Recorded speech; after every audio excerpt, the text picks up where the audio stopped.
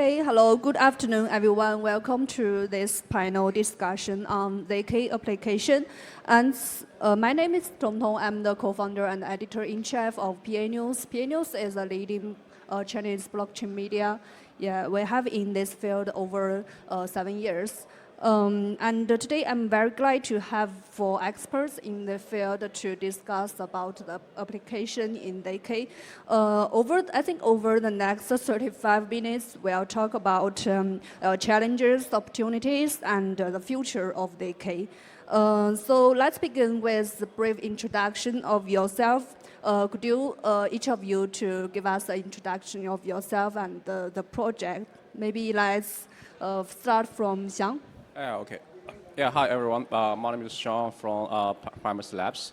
So Primus Labs is building a data verification and computation infra that we can enable to bring any Web2 data to Web3 in a privacy-preserving way.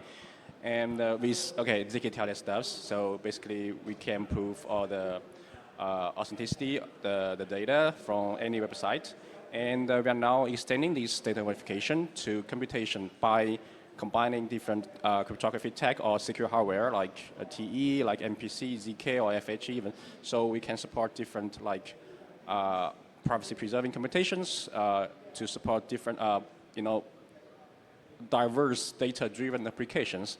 So we believe that this new framework can, bring more, especially I think rebuilding everything existing in Web2 that's to Web3 in a more decentralized or transparent way, and maybe based on cryptography, blockchain, or even consensus, or even incentive models.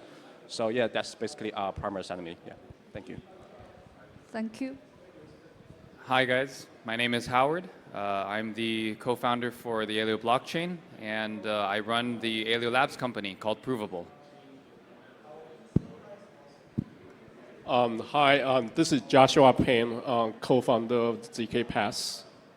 We are zkTLS Oracle, basically able to bridge earning Web2 data to Web3 as a proof. Yeah, thank you. Hey guys, this is Deli from Automata. We're building TE infrastructures. Nowadays, that's often used together with zk protocols.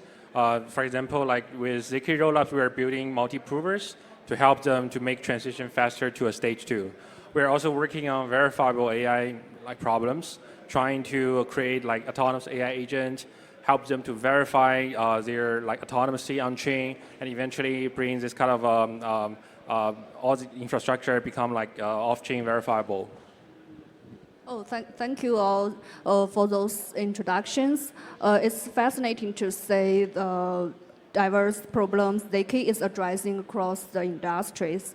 So next, could you share some specific use cases or partnerships you have already launched so far? Where's zk technology already being applied in your project? Maybe in the order. Yeah, for sure. So what's it's about the project? It's about the application? Yeah. Okay. So yeah, I think it's now kind of interesting or exciting stage, because I think I think there is kind of a few companies that are working on zkTLS or other techs like general proof systems. So we very find that is a new. There's a lot of opportunities that we can connect towards. We always say that there is kind of obstacle or a gap between Web2 and Web3. So how to you can bring more data to in Web3 or in blockchain systems. So as we said now, as we can find out that using zk or cryptography, we can build this bridge. So for us, I think something interesting that is more related to payment or AI steps.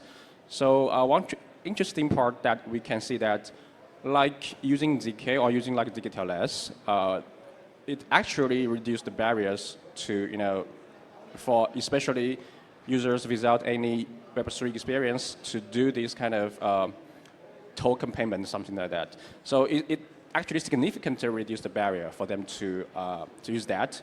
And for this, you can actually bring more users in this area. So we have products or we have applications that we can send money or send token to anyone without, even without a wallet. So using cryptography. The other thing I think is more interesting in that is about a verifiable agent or verifiable AI stuffs.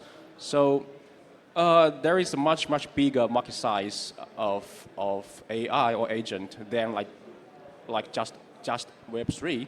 So there is kind of I think interesting opinions that we think that in the future maybe every agent will have a wallet, and all the activities of this agent is actually off-chain. So can we to bring these two worlds together, especially we can to prove all the activities of any agent and make sure that these can be verifiable on chain, and even the agent can earn their money by providing these kind of proofs, and they can get paid from the smart contract. So it can make the more autonomous world to connect these two worlds. So we actually are actively building these two stuffs, and I think we actually found new or exciting applications that can bring more users and reduce all the barriers of new users or for pure Web2 users. So that's what we are now finding here.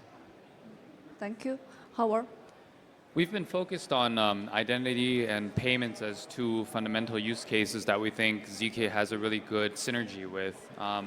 When it comes to identity, the foundation has been pushing for a protocol and a project called zkPass, for instance.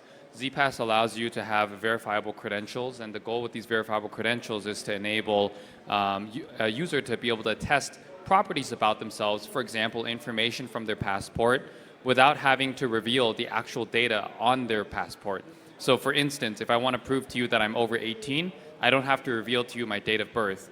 If I want to prove to you that I have a nationality that is not in an OFAC-sanctioned list of countries, I can prove that to you without revealing to you my citizenship.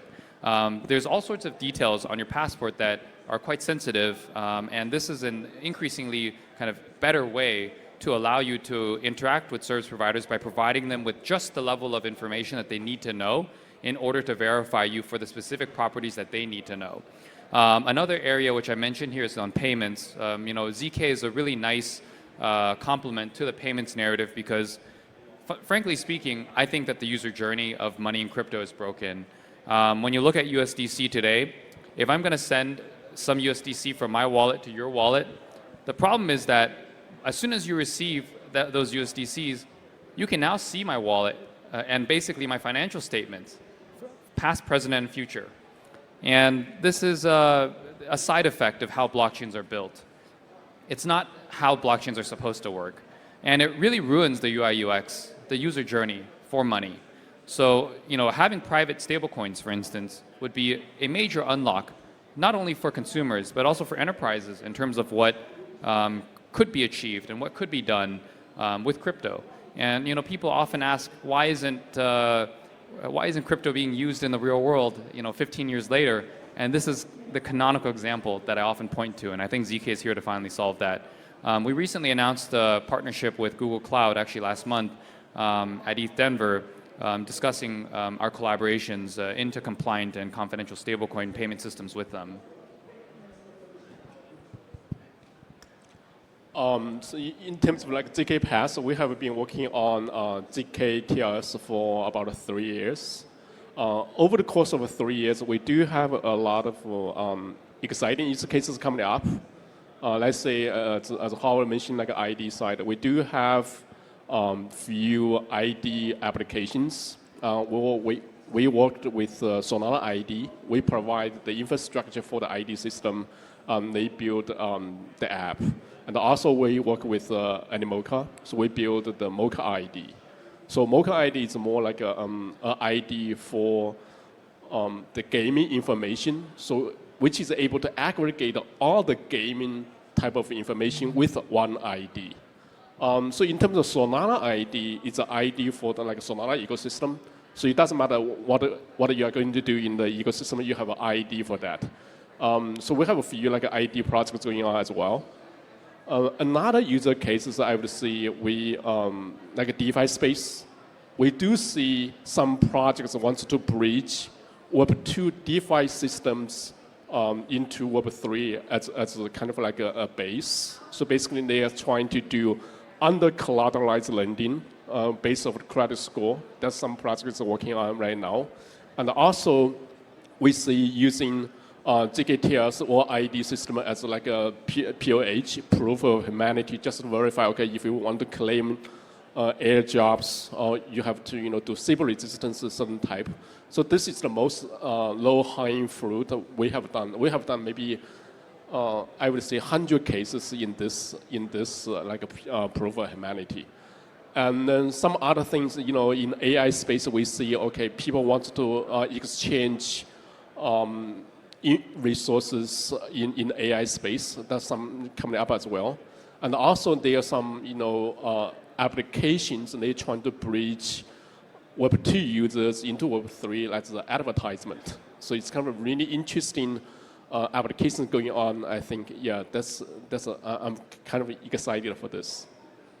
Yeah, I think other panelists have mentioned a few very interesting applications in the identities, on payments.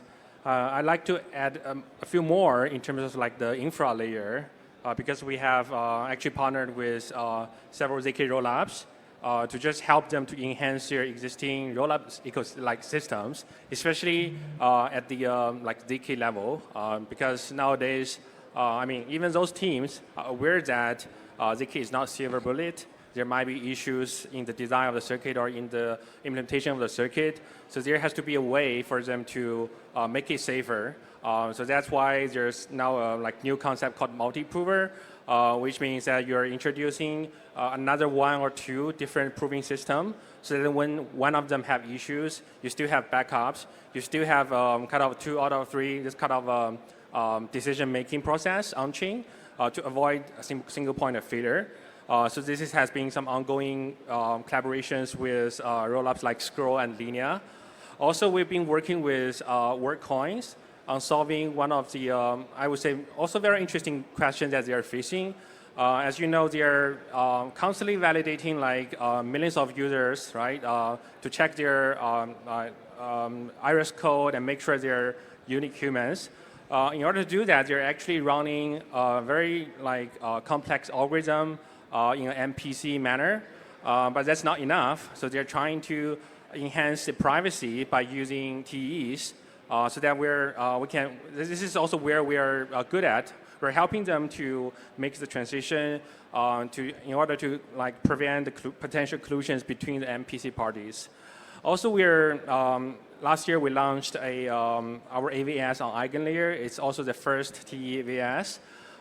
So currently, the majority of the use cases are still multi-provers, but we're trying to see if there are any interesting use cases on the AI consumer applications in terms of verifying a user requests or even verifying the response from LLM providers. Yes, thank you. Thank you for your sharing. Hearing about this diverse applications is quite encouraging. But as we all know, Web3 adoption always faces hurdles. So the next question, let's talk about what would you say has been the biggest barrier to widespread zk technology and zk adoption so far? And looking forward, what needs to change in terms of infrastructure, awareness, or incentives to bring zk applications into the mainstream? Yeah, your turn first. Okay. I can start also, if you. Yeah, sure. I think I have a very interesting example here regarding the biggest challenge. I would say still awareness. Maybe not for people here because we generally have very good understanding on what zk is. But because we are talking about mass adoptions, I'd like to share an example when maybe Web2 companies, how they are looking at zk solutions. So last year when when I had some conference trip, I met with some researchers from TikTok. they were actually exploring some of the zk solutions. But surprisingly, I realized that they actually don't know like the latest development that's happening inside crypto industry. Because I think at the time of the last year, there's already a couple of like zkVM projects that's ready to use or even production ready. But what I heard from them, they're trying to build their own circuits to do some kind of verifications, which to me was like kind of surprising because they don't have to do it. Even us, last year, we already started using existing like zkVM solutions from maybe Saxing and RISC-0. And I think until recently, they just announced that they're trying to solve the same issue, but this time they choose to use one of the zkVM. They're actually actively exploring some of the zkVM solutions. And this is also one of the very good example in crypto because all of them, like zk stacks, are mostly open sourced.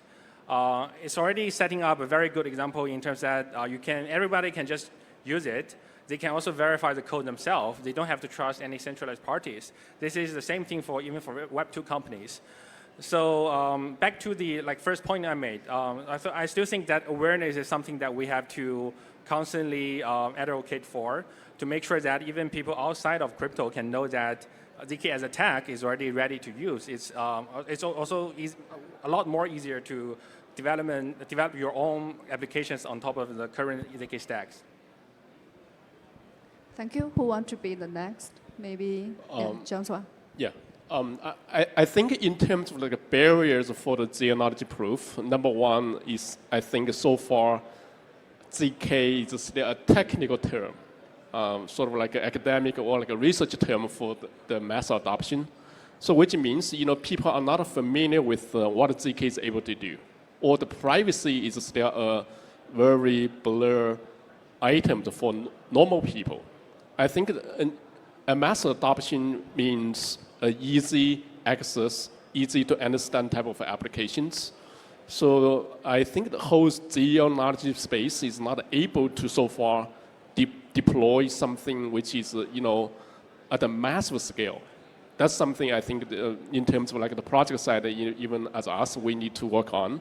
So we need to leverage the technology, deploy the massive like easy application for people to know and for people to use, and also bring the awareness of zero knowledge and the privacy is important. I think this is the most important thing I can think.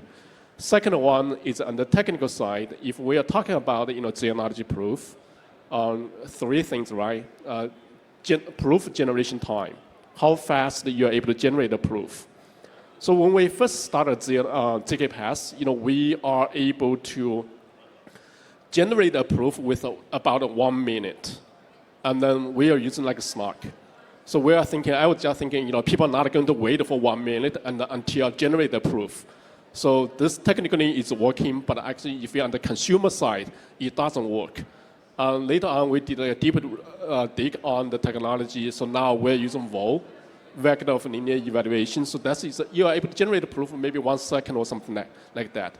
So I think in terms of zk applications, we care about the proof generation time. The second one is the proof verification as well. The third one would be the memory required. If you want to generate the proof just on the user's local computer, you need to have a very memory efficient type of algorithm in order to do that. I think all these things combine as, if we are talking about a massive adoption, application comes first. So the question would be, whether or not the whole zk space, including everybody on the stage, are we able to deploy something which is simple and to the point, deliver the item, which is their knowledge is what, to the normal human. I think that will kind of solve this issue. I think one of the big challenges and one of the big barriers to adoption for zk is its usability, and its usability on a language and expressivity level. We built this programming language called Aleo. It's a DSL. It allows you to express in high-level code with syntax that looks like JavaScript, TypeScript, or Rust. And what it does is it compiles down your code into polynomials. so that it can be run into a proof system. This is a very different approach than traditional software stacks, including those in the majority of L1s, where your smart contract code it gets compiled down into bytecode and then run on machine code on a CPU. And the reason for that is you're in a different world now. Now you're running with proof systems. And our goal when we first started Aleo really was to try to provide for a user journey where the developers did not need to have a PhD in cryptography. And what I mean by that is they should not need to touch math to be able to write their applications. And I think we've been able to do that. But there's still a learning curve to overcome. Some things that are really cheap to do in traditional programming languages can be very expensive to do in a zk language. But also vice versa. Some things that are very cheap to do in a zk language could be very expensive to do on a CPU-based language. And frankly, there is a learning curve here. And this, I think, gets to the point that some of my other panelists here are mentioning, that education is still a key component to that barrier. The more that we get examples and templates out there available on GitHub for people to use and to look at, the quicker that they can learn what a canonical program should look like and what a canonical program behaves like. But ultimately, I would say that over the last 10 years of my career in zk, it has certainly evolved a long way. When we first started, I used to wire circuits by hand. You actually even didn't have your assignments next to your circuit. You'd write your circuit, then you'd write your assignment, and then you pray to God that when you compiled the C++ code that the two sides were aligned and not off by one. And if you were off by one, you'd spend a few hours debugging, trying to find where you were off by one. These days now, you have real zk languages like Leo that can give you error messages, tells you the exact line that the error happened on, and tells you where your constraint went wrong. So I think we've come a long ways. But getting this into the hands of developers, getting them used to this programming model is still a natural challenge, and it will take time. And I think that the incentives will naturally align as crypto has been very successful at doing that for developers. Yeah, well, I do agree that we reduce the barrier of using zk to develop applications. So we have like zkVM, we have Leo, we have compilers. So I think for developers now it's very easy to develop this kind of applications. But in general, I think the biggest obstacle right now is all about user experience. So like maybe 5 years ago, there's a lot of people talking about general proof systems and about the layer 1 or layer 2 rollup stuffs. So at that time, most of these kind of projects focus on this, what we say, client server-side proving system. So it's not latency sensitive. You can wait for minutes. But for now, if you want to build the mass adoption applications, I think especially like user experience matters. People don't care about tech now. People don't care about cryptography. Even I do cryptography for like 15 years, but I know that people don't care about that.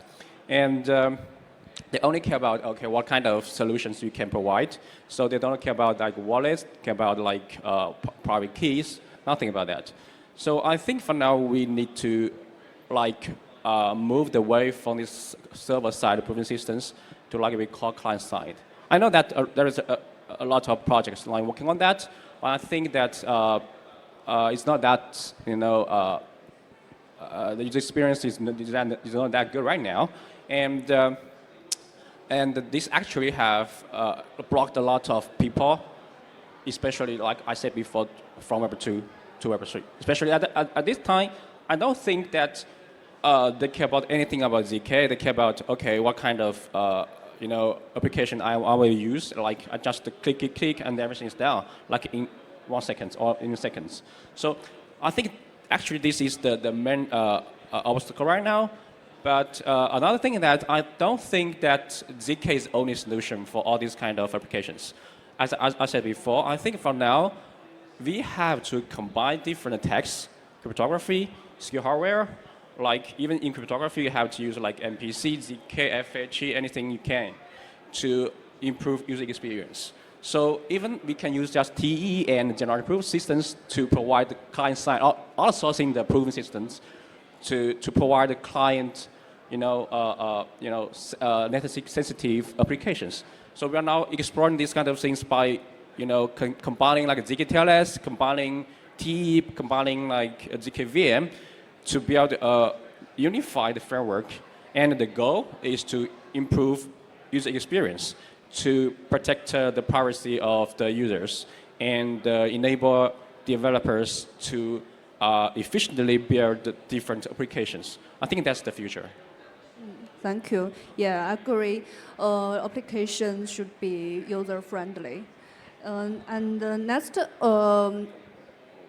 we know zk is quite popular these 2 years, and there are many applications, many protocols claim they are based on zk technology. But how do you evaluate whether a zk-based solution is really necessary versus a conventional cryptographic or even centralized approach?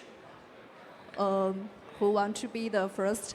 Yeah, I can start first. So, Okay.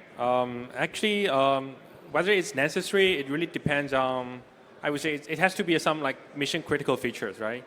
I think just now Xiang also mentioned it can't be used everywhere. zk is just good for certain features. Maybe one of them is scaling things up, or maybe it's privacy. But actually, on privacy, there are a few very good examples already. Especially the one that's being like delisted from OFAC recently by US, Tornado Cash. I think it's still, I think it eventually stands the test of the time. It's still the go-to place for you to have maybe a private transfer if you want to have privacy. But if you look at other use cases, you definitely want to define where is the like the unique feature that I really want from zk, rather than just blindly applying it to everywhere. I think also like one of the biggest scaling applications is still rollups, but I think up until now, people are still having doubts on whether this is the right way to go, because there are other ways to achieve rollups as well. So I think eventually it really has to be something that critical to your product. Also, a very good example is maybe at the compliance area. Like if I think many of the data laws right now requires that the company cannot just collect data. They also have to be responsible for the data they are collecting. So very good use case here is if you can apply zk natively in your protocol, in your applications, maybe your user don't really have to submit their raw data to you. They can just present a zk proof. But until now, I don't think many like traditional business adopting this. But maybe I think they are waiting for like the government to really like to make regulations so that they will follow. But I think that's probably also the possible way to go. I think in terms of necessity of the genealogy proof, I can see if you want to, pursue 100% of decentralized, I think zk can play an important role in that. So which means, okay, if you want to build something really decentralized or build something anonymously like originally proposed, zk can, do some favor on that aspect in general. Number two is if you want to, especially compared to Web 2, right? Everything is open sourced. What I'm saying is, even if you have an account, anything is manipulable by account owners. So if you are able to build something with a genealogy proof, and you are able to at least protect your privacy. So the second thing would be, I would say, if you want to protect your privacy, genealogy is a way for you to go. I think when it comes to using the technology, I think unlike general blockchains, teams have been fairly reasonable about applying zk where it matters most. And a big part of it is because of the performance trade-offs. We're all aware that off-chain executions of provers is quite slow, and users expect fast applications, and these two things are at odds with each other. So unlike sprinkling blockchains onto your application, sprinkling zk becomes much more apparent to the end user journey.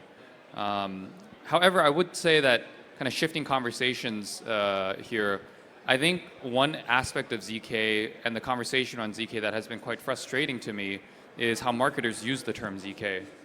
zk stands for zero knowledge. I can't think of any protocol besides mine and maybe one other that has zk in their protocol terms and actually uses zero knowledge as the property in it. So if there is anything that I think that is frustrating, it is the overloading of the term zk and the kind of misrepresentation of zk to the audience that has been performed by marketers in this space. I do think that the technology has a lot more to offer than what marketers have made it out to be. Like, for instance, a zk rollup is not what a zkP means. Like, this is just one facet, and in fact, it's a very narrow facet of what a zkP enables. And this industry has been quite confusing about that. And I think there needs to be some clarity in terms of what zk stands for and what it can do. It can do far more than that. I also think that when you look at zk and how it's been applied, it's being used to shoehorn itself as a technology into a bit-based machine, namely Ethereum. And I think that this is a very wrong way to go about using the technology, because you're actually inherently limiting what the technology can do by trying to make it fit into an old model that it was not built with the assumptions for. And if you start from the ground up in a new architecture that is fundamentally algebraic and expresses itself in polynomials and can reason on elliptic curves that a zkP is based on, then you can actually gain the full benefits of what a zkP actually provides. And so in the blockchain context, then you get not just one of these properties, you get all three. You get scalability, you get confidentiality, and you get computational integrity. But I think the way that many teams are going about it right now is that it's almost this backwards approach of kind of shoehorning it into older technologies to try to make it fit so they can add on extra words that make them sound more compelling. And I think that this is a problematic issue in the space. Yeah. Okay, I have to say zkTLS actually uses the energy proof system. But yeah, anyway, I think it's kind of, I think that, I don't think that zk has to be necessary for every kind of applications, to be honest. And especially that depends on the applications you want to build. And for like L1 or L2, you have to use the energy boosting, or even more specifically like Stocks to do that. But I think like when we are bridging like Web 2 and Web 3, we actually can choose different like cryptography protocols like MPC, like interactive zero-knowledge systems, because it's much more lightweight. It can provide a much better user experience for the users. And I don't care about interactions. I don't care about proof size. It's fast. Everything's good. And for now, we even expand to combine different like tags, as I said before. So we only care about that. We want to build something that is with minimal trust and not necessary to be decentralized, and to be like user-centric, because we want to provide a better user experience. And sometimes we need to provide privacy protection, which is that somehow we need zero-knowledge because it's kind of privacy preserving. So we're now training to like combine different partners that we can leverage, like TEE, we can leverage zkVM, that we think that it's not just one single tag that we can build this very complicated application. Because when we go for like, especially for data-driven applications, I think we need a lot of other technologies to, reduce the risks and to reduce the cost and to provide better user experience, like very low latencies for the users. So that's all we need. So I'm not insisting in that we have to use zk for everything. So what I want to build is that we can provide a better, like bring more users, like people want to use it. That's all the goal for us. Yes, thank you. Let's move forward with discussion on zk's future of zk's applications. What do you expect to be the most impactful zk application areas over the 1 or 2 years? Xiang, would you Yeah, like I to can go first. Yeah, I can go be first. the first yeah, one? yeah. Yeah, as I said before, I'm super bullish on payment, and it's not just about privacy like anonymity, privacy. So it's important, especially for payment between institutions. So the zk general purpose system is actually one of the choices. So the other part is that I is bullish not just a payment between institutions. It can be like between institutions and customers that we can actually use different zk related, but not just zk. I think this kind of most exciting things for us, and we do kind of find PMF in this area, and we can use different technologies to provide a better user experience for this. Yeah, thank you. I think verifiable credentials and attestations using verifiable credentials are going to increasingly become prevalent online. And it will be a form of credentials that use zkPs under the hood. The value for this is going to be, I think, especially in the US, you're starting to see states pass legislation about regulating access to certain websites with age verification guards there. You're also starting to see conversations about driver's licenses in certain states being issued with Web3 DIDs, for instance. I think you're going to look for zk-friendly DIDs in those one day, and this will then be used long-term for more KYC AML type of applications as well. I think it's going to take several years for regulators and for regulation itself to catch up to the innovations that are being built by the developers here. But I think that we're very much well on our way to enabling these types of use cases. And ultimately, the attestations from these verifiable credentials, I think, are going to unlock all sorts of capabilities in the finance world, in terms of governance, and even for things like employment. And I think that this is going to be a big opportunity for teams that are actually actively building and exploring that design space today. I think from zkPass standing point, we are looking for more user cases built on top of zkTLS. In terms of what zkTLS does, is able to converting earning Web2 data, private data. So which means as long as you get an account on a Web2 website, right? You log into your account and then you are able to generate any type of zero knowledge proof based off the account information.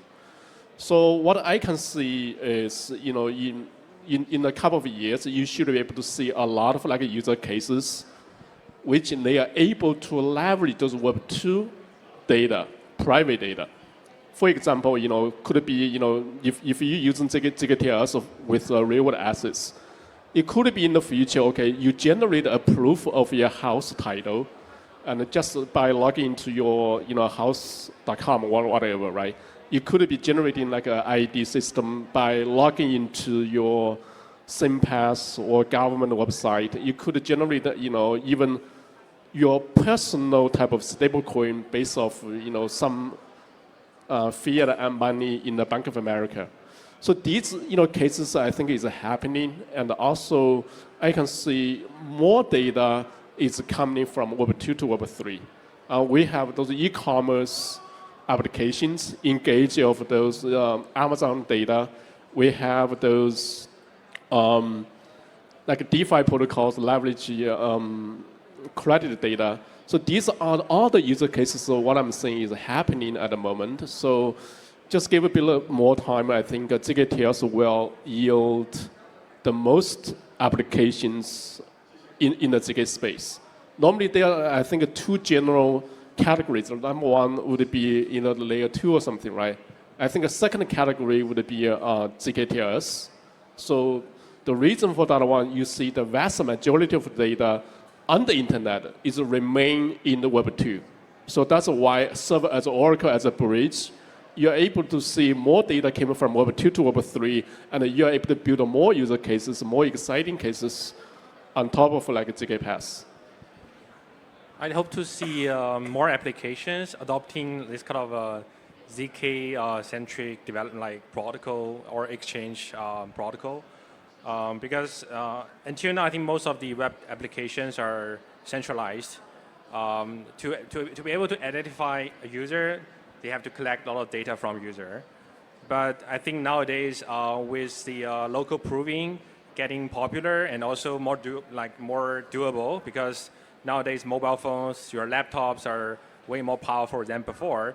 So this makes local proving more feasible than before, which enables a whole lot of different applications, because all the informations no longer need to leave your device. It can still stay on your device. It just need to use your computing power, the device computing power, to create the proof. Although it might be still slow in some sense, but I mean it's a trade-off between giving out your data or just giving out the proof. If this is possible, then all the future applications could just be developed under this kind of new paradigm. They don't have to really keep a copy of your data. They just need to have a proof. As long as you can present proof, they can recognize you or even present the proof to someone else, to other third parties, in order to provide services. Thank you. To conclude, I think zk has good fit with payment, DID, and data protection.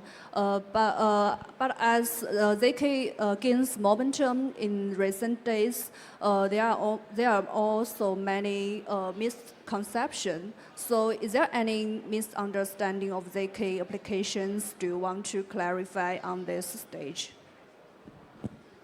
I think zk is still at early stage, actually. But one of the misconceptions is that it's secure enough to do everything. But the reality is, every now and then there's still vulnerabilities that's being discovered in maybe some of the zk VMs or some of the low-level zk circuits. So I would say it's still we still need to use with some care. We can't just design everything in a way that we blindly just trust the proof or trust the verifier, because there can be issues that's happening either on the prover side or on the verifier side. So a lot of things need to be done, in terms of the security auditing, or even better trainings on the engineers who are doing the zk development. I think this will eventually change the whole landscape of zk. But right now, as has been done by many of the zk teams, they really understand what they're doing. They are also very careful about what they're dealing with. I think this has to be something that everyone is aware of. I don't think everybody needs to use zk, which means any D app needs to engage zk in certain sense. The answer would be no. Who needs that? Would it be if you want to do some data type of security or privacy related issues, you need to engage zk.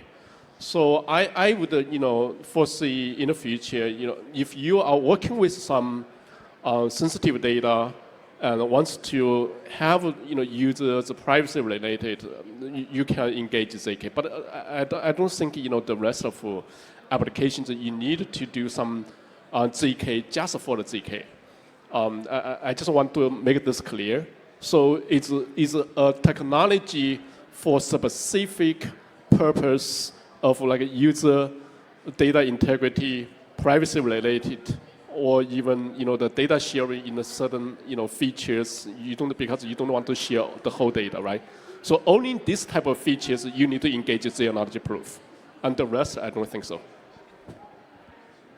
I think people have a misconception about zk in terms of how it's being used in blockchains today. And what I mean by that is, look, when you have any new technology, there's going to be good actors and there's going to be bad actors. Take the internet, for example. When the internet came about, you had Napster and you had Spotify. Both were music software that lets you stream music and listen to it. One said, let us circumvent the system and allow the users to listen to the music for free. The other said, let's integrate with the system and charge users for it. I think what you're seeing in zk right now is a very similar type of rise, where there's good actors and there's bad actors. Some are using zk to try to circumvent the system and hide your coins. But there are many projects with very good intentions who are trying to integrate with the system and offer compliance and actually make zk more usable for applications out there. And I think that this is something that not only for developers, but for regulators and policymakers, they should take into account when they're thinking about the implications of this technology long term. Yeah, well, I think zk is more like a marketing term right now. So, like 2 years ago, people are using zk to build projects actually do not use zero knowledge process, zero knowledge. So, the good thing is that for now, and the people at that time, maybe now, they think that zk equals cryptography, but that's not true. The good thing is that for now, I think people are more focusing on like to build these privacy-related applications. Okay, we finally use zk, but we still have other options like MPC, FHE steps. But I think things are going fine right now because people are using cryptography or new text to build new applications. So in this side, I think it's good for all of us. Yeah, thank you. Thank you for all of your sharing. As the time is up, we have to end this panel. I think everyone already gains much knowledge with me together. Thank you, everyone. Thank you. Thank you. Thank you.